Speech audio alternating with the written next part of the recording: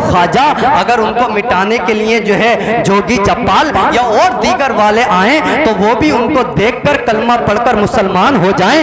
وہ خواجہ جو ہندوستان کا بادشاہ ہے، وہ خواجہ جس کو معین الدین کا لقب ملا ہے، وہ خواجہ جس کو اللہ کے رسول نے جو ہے ہندوستان میں بھیجا ہو، آپ کہیں گے خواجہ بڑی شان والے ہیں، آپ کہیں گے خواجہ بڑا مرتبے والے ہیں۔ میں کہوں گا واقعی بہت مرتبہ ہے، واقعی بڑے عظیم ہیں، واقعی ہندوستان کے راجہ ہیں، واقعی ان کی بڑی کرامتیں ہیں، لیکن علی ان کا بھی باپ ہے، باپ۔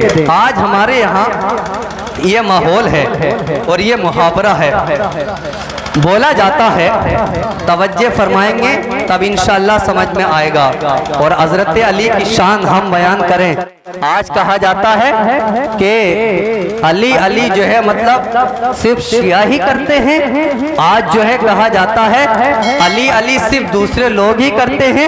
تو ہم کہنا چاہتے ہیں ہم جو ہیں حضرت علی کو بھی مانتے ہیں، ہم جو ہیں حضرت علی کو بھی مانتے ہیں، اور اسی کے ساتھ ساتھ جتنے اور بھی صحابہ ہیں ہم انہیں بھی مانتے ہیں۔ ہم ایسا نہ کرتے کہ صرف علی علی علی کریں اور صحابہ کو بھول جائیں، بلکہ سنیں سب سے پہلے صحابہ، سب سے پہلے خلیفہ جو ہیں وہ حضور کے بعد حضرت ابو بکر صدیق ہیں۔ سب سے پہلا نمبر جو ہے حضرت ابو بکر صدیق کا ہے حضور کے بعد، اور اس کے بعد دوسرا نمبر جس کا آتا ہے وہ حضرت عمر فاروق اعظم ہے، ہم ان کو مانتے ہیں۔ ان کے بعد تیسرا نمبر جس کا آتا ہے وہ حضرت عثمان غنی کا ہے، اور اس کے بعد جو نمبر آتا ہے چوتھا نمبر، چوتھے خلیفہ، چوتھے امیر المومنین وہ مولا علی مشکل کشا ہیں، ہم ان کو بھی اتنا درجہ دیتے ہیں اور صحابہ کو بھی اتنا درجہ دیتے ہیں۔ بس ان میں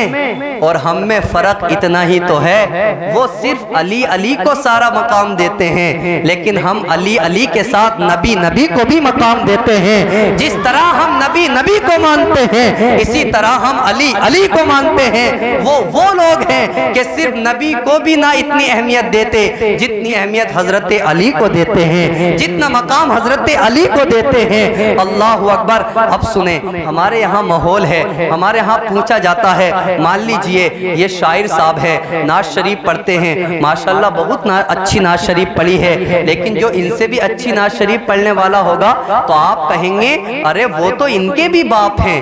اس کا مطلب یہ نہیں ہے کہ جو ہے مطلب یہ ان سے پیدا ہوئے ہیں یا انہوں نے جو ہے ان کو پیدا فرمایا ہے، بلکہ ان کے بھی باپ ہیں، یعنی ان سے بھی اعلیٰ ہیں، ان سے بھی اچھا مقام ہے۔ اسی کے ساتھ ساتھ جو ہے مجھ سے بہتر جو ہے آپ نے تقریریں سنی ہیں، آپ کہیں گے کہ وہ مولانا تو آپ کے بھی باپ ہے۔ اس کا مطلب یہ نہیں ہے کہ میں ان کا بیٹا ہی ہوں، بلکہ مطلب یہ ہے کہ وہ مجھ سے اعلیٰ مقام کے ہیں، وہ مجھ سے بڑے ہیں۔ اب اگر یہ بات سمجھ میں آ گئی ہو نا، آگے چلتے ہیں۔ صابر کلیری کو ہم اور آپ جانتے ہیں، وہ صابر کلیری جس نے اپنی نماز جنازہ خود پڑھائی ہو، آپ نے سنا وہ صابر کلیری جس کو جو ہے 12 برس تک جو ہے اللہ کے رسول اور اللہ کی خاطر جو ہے وہ بھوکے رہ گئے ہوں، وہ صابر کلیری جنہوں نے فنا اور بقا کو بڑی اچھی طرح سمجھایا ہو۔ اللہ اکبر۔ آپ کہیں گے صابر کلیری کی اتنی شان ہے، ان کا مقام اتنا اچھا ہے، اتنا مقام اتنا بلند ہے، میں کہوں گا ہاں ان کا مقام بہت اعلیٰ ہے، ان کا مقام بہت بلند ہے، لیکن علی ان کا بھی باپ ہے، باپ علی ان کا بھی باپ ہے۔ اس کے آگے چلتے ہیں، خواجہ اجمیر کو کون نہیں جانتا، ہم جانتے ہیں وہ خواجہ جس نے انا ساگر کو اپنے کانسے میں بسا لیا ہو، وہ خواجہ اگر اونٹ کو بٹھا دے تو ساری جو ہے حکومتیں کوشش کریں اٹھ جائیں، وہ اٹھے نہیں۔ اللہ اکبر۔ وہ خواجہ اگر ان کو مٹانے کے لیے جو ہے جوگی چپال یا اور دیگر والے آئیں تو وہ بھی ان کو دیکھ کر کلمہ پڑھ کر مسلمان ہو جائیں۔ وہ خواجہ جو ہندوستان کا بادشاہ ہے، وہ خواجہ جس کو معین الدین کا لقب ملا ہے، وہ خواجہ جس کو اللہ کے رسول نے جو ہے ہندوستان میں بھیجا ہو، آپ کہیں گے خواجہ بڑی شان والے ہیں، آپ کہیں گے خواجہ بڑا مرتبے والے ہیں۔ میں کہوں گا واقعی بہت مرتبہ ہے، واقعی بڑا बड़े अजीम हैं, वाकई हिंदुस्तान के राजा हैं, वाकई उनकी बड़ी करामतें हैं, लेकिन अली उनका भी बाप है, बाप। और आगे चलते हैं, अभी सिलसिला खत्म नहीं हुआ। गौसुल आजम दस्तगीर को हम और आप जानते हैं, पहचानते हैं। वो गौसे आजम जो सारे वलियों का सरदार है, जिसका कदम सारे वलियों की गर्दनों पर है, वो ख्वाजा, वो जो है गौसे आजम अगर चोर चोरी करने के लिए आए तो वो भी वली कामिल बन जाता है। उनकी चौखट पर अब्दाल झाड़ू लगाते हैं। वो गौसे आजम जिसके बयानात को जो है सुनने के लिए बड़े बड़े दूर से लोग आया करते थे। अल्लाह अकबर। वो गौसे आजम जो खाली इंसानों का वली नहीं है बल्कि जिन्नातों का भी वली है। वो गौसे आजम अल्लाह अकबर जिसके वालिद गिरामी का नाम हजरत अब्दुल्ला अबू साले जंगी है।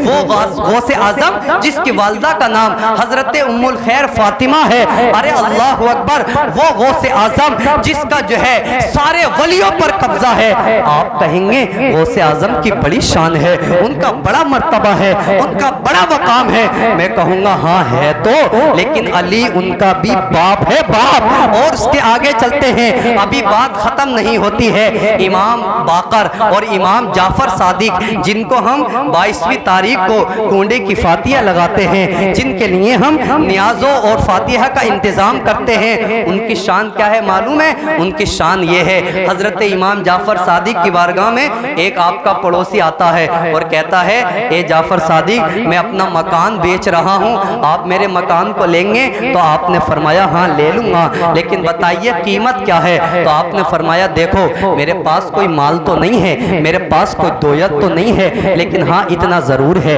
अगर आप मुझको ये अपना दुनिया में मकान देंगे ना तो मैं जन्नत में आपको अपने नाना से एक महल दिलवा दूंगा। सुभान अल्लाह। जब ये सुना ना उसने कहा ठीक है, मैं जन्नत में आपका एक महल ले लूंगा, आप इस बात को जो है तहरीर कर दें, लिखवा दें, ताकि मैं जो है जब दुनिया से जाऊं तो मेरे कफन में वो रख कर चला जाए। अल्लाह पूछेगा बता दुनिया से क्या लेकर आया? तो मैं कह दूंगा ए मेरे अल्लाह, मैं दुनिया से तेरे महबूब के नवासे का एक खत लेकर आया हूँ और उस खत में लिखा है कि मैंने एक मकान दुनिया में उसको दिया है और उसने जन्नत में मुझको एक मकान दिलवाया है।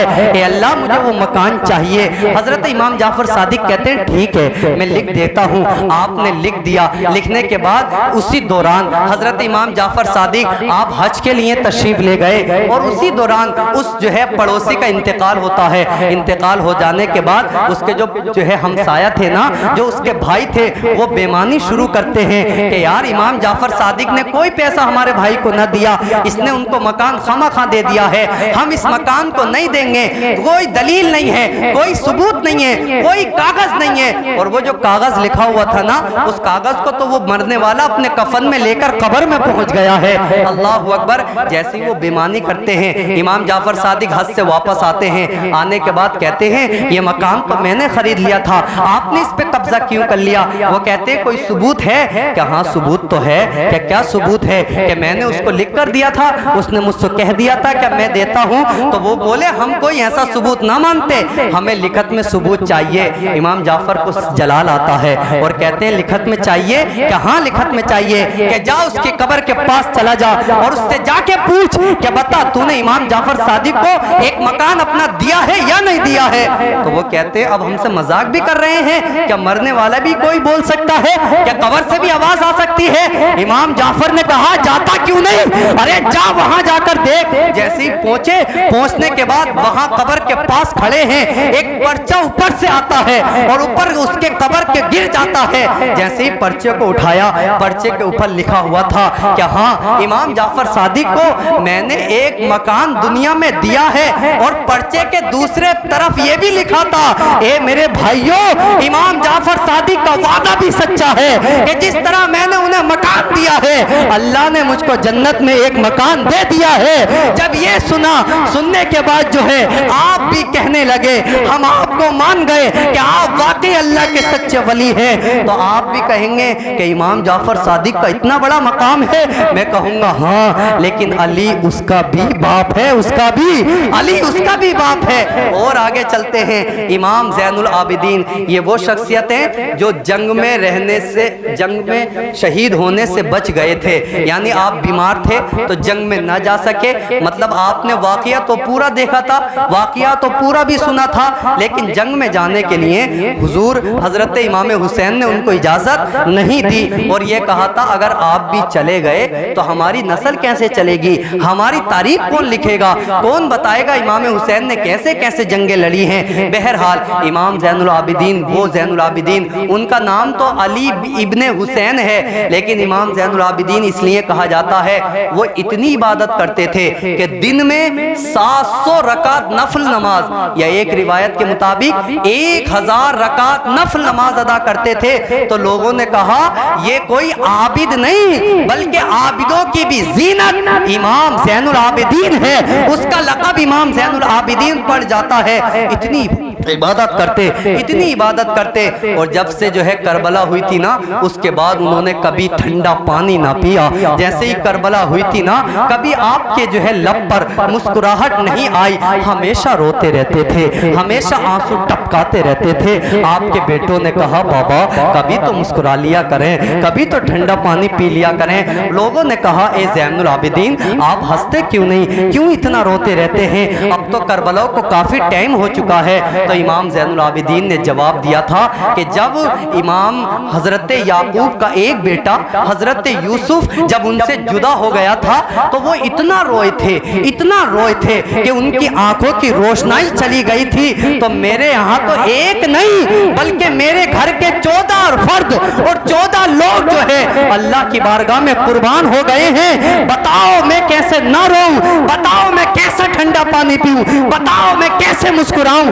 اللہ اکبر، یہ زین العابدین ہیں، ہمیشہ تنہا رہتے تھے، جنگلوں میں رہتے تھے، ہمیشہ تنہائی میں رہتے تھے، اور پتہ ہے رات کو یہ کرتے تھے جتنا مال آپ کے پاس تھا اس کا ناج لے لے کر نا غریبوں کے یہاں پر تقسیم کرتے تھے۔ لوگ پوچھتے تھے، غریب لوگ سوچتے تھے یار یہ کون ہے، صبح اٹھتے ہیں یہاں ناج پا جاتے ہیں، کوئی بتا کے نہیں جاتا، کوئی کہہ کر نہیں جاتا۔ اللہ اکبر، پتہ نہیں چل رہا ہے کون غریبوں کو تقسیم کرتا ہے اناج، کون غریبوں کو تقسیم دیتا ہے اناج۔ اللہ اکبر، لیکن جب امام زین العابدین کا انتقال ہوا نا، تو جب آپ کو لٹایا گیا، جب آپ کو غسل دیا گیا، جب آپ کو تختے پر لٹایا گیا، تو آپ کی پیٹھ پر بوریوں کے نشان تھے، آپ کی پیٹھ پر کٹوں کے نشان تھے۔ تو جو ہے جو غریب یہ سوچتے تھے کہ آج کون جو ہے ہمیں دیتا ہے، ان غریبوں نے پیٹھ کو دیکھا، دیکھنے کے بعد کہنے لگے، رونے لگے، عریضے پیش کرنے لگے، آج وہ مسیحا دنیا سے چلا گیا، آج وہ قوم کا ہمدرد دنیا سے چلا گیا جو ہمیں راتوں رات کھانا تقسیم کرتا تھا، جو ہمیں راتوں رات اناج ہمارے گھروں تک پہنچاتا تھا۔ اللہ اکبر، آپ کہیں گے امام زین العابدین اتنے اچھے تھے، میں کہوں گا علی ان کا بھی باپ ہے، باپ علی ان کا بھی باپ ہے۔ اور آخری کڑی کے پاس چلتے ہیں، امام حسین کو کوئی نہیں جانتا، ان کی ہی محفل ہے، ان کی ہی یاد میں ہم آئے ہیں، ان کی محبتوں میں یہ مجمع ہے، ان کی الفتوں میں یہ اتنا جو ہے اتنا یہاں پر لوگ موجود ہیں۔ امام حسین وہ حسین ہیں، اللہ اکبر، اگر پشت نبی پر بیٹھ جائیں تو اللہ کا رسول جو ہے اپنے سجدے کو لمبا کر دیتا ہے۔ اللہ اکبر، وہ حسین، اللہ اکبر، اگر جو ہے ایک مرتبہ معلوم ہے حضور سرور کائنات کی بارگاہ میں آپ کے بڑے بھائی تھے، اور ایک ہرنی کا بچہ ایک صحابی لاتا ہے، لانے کے بعد آپ کو گفٹ دے دیتا ہے، تحفے میں دے دیتا ہے۔ جیسے ہی دیا امام حسن نے اس کو لے لیا، امام حسن نے لیا، وہ گھر لے کر آئے۔ بچوں کی عادت ہوتی ہے ہوڑ کرتے ہیں، بچوں کی عادت ہوتی ہے جیسے دوسرے کے پاس ہے نا ایسا بننے کی کوشش کرتے ہیں۔ امام حسین نے دیکھا میرا بھائی ایک ہرنی کا بچہ لے کر آیا ہے، بڑا اچھا بچہ ہے، اور انہوں نے کہا اے میرے بھائی یہ بچہ مجھ کو دے دو نا۔ تو امام حسن کہتے ہیں نانا میں نہیں دینے والا، بلکہ میں تو نانا جان سے لے کر آیا ہوں، جاؤ تم بھی نانا جان سے لے کر آ جاؤ۔ وہ روتے روتے نانا جان کی بارگاہ میں جاتے ہیں، وہ نانا جو سید الانبیاء ہے، وہ نانا جس کے صدقے میں کائنات کو پیدا فرمایا ہے، وہ نانا جس کی وجہ سے تخلیق کائنات ہوئی ہے۔ اللہ اکبر. اس نانا کی بارگاہ میں امام حسین آتے ہیں, عرض کرتے ہیں اے نانا, بھائی کو تو ہرنی کا بچہ دے دیا ہے, مجھے بھی چاہیے. حضور نے فرمایا اے میرے بیٹے, میں کہاں سے لے کر آؤں؟ بتاؤ, ایک صحابی لے کر آیا تھا, اب معلوم نہیں وہ کس ہرنی کا بچہ لے کر آیا, بتاؤ میں اس کو کہاں تلاش کروں؟ آپ نے کہا نا, مجھے تو ہے بچہ ہی چاہیے, میں تو بچے سے ہی کھیلوں گا. آپ کی آنکھوں میں آنسو آنے ہی والے تھے, اتنے میں جو اس ہرنی کا بچہ ایک صحابی پکڑ کر لے کر آئے تھے, اللہ نے اس ہرنی کو حکم دیا, اے ہرنی جا میرے رسول کی بارگاہ میں اپنا دوسرا بچہ بھی قربان کر دے, اس لیے کہ اب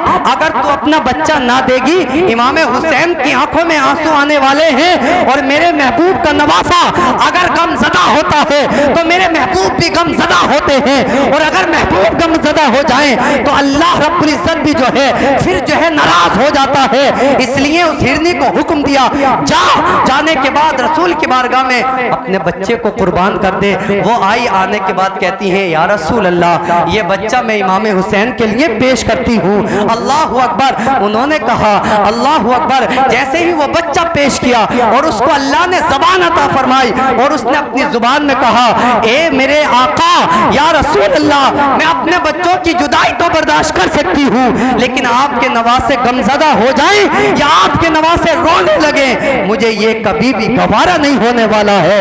تو یہ حسین ہے. آپ کہتے ہوں گے کون حسین؟ وہ حسین جس نے اپنے علی اکبر کو 18 سال کا جوان کربلا میں شہید فرما دیا, وہ جس نے اپنے ننھے علی اصغر کو جو 6 ماہ کا تھا اللہ کی بارگاہ میں قربان کر دیا, وہ حسین جس نے جو ہے اپنے جو ہے بھانجوں کو, اپنے بھتیجے کو حضرت قاسم کی جوانی کربلا میں جس نے لوٹا دی, وہ حسین جس نے اپنا سارا خاندان, سارے کنبے والے, دنیا والے کو جو ہے بتا دیا, اپنی جان کو قربان کر دیا, اپنے مال کو قربان کر دیا, اہل و عیال کو قربان کر دیا. آپ کہیں گے امام حسین کی یہ شان ہے, آپ کہیں گے امام حسین اتنے مرتبے والے ہیں, تو میں کہوں گا علی اس کا بھی باپ ہے باپ.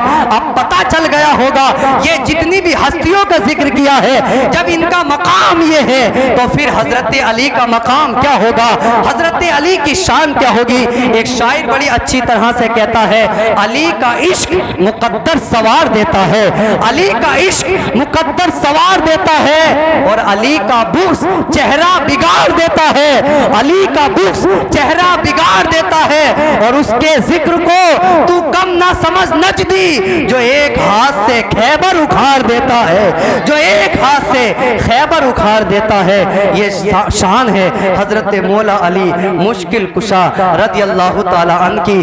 یہاں تک ابھی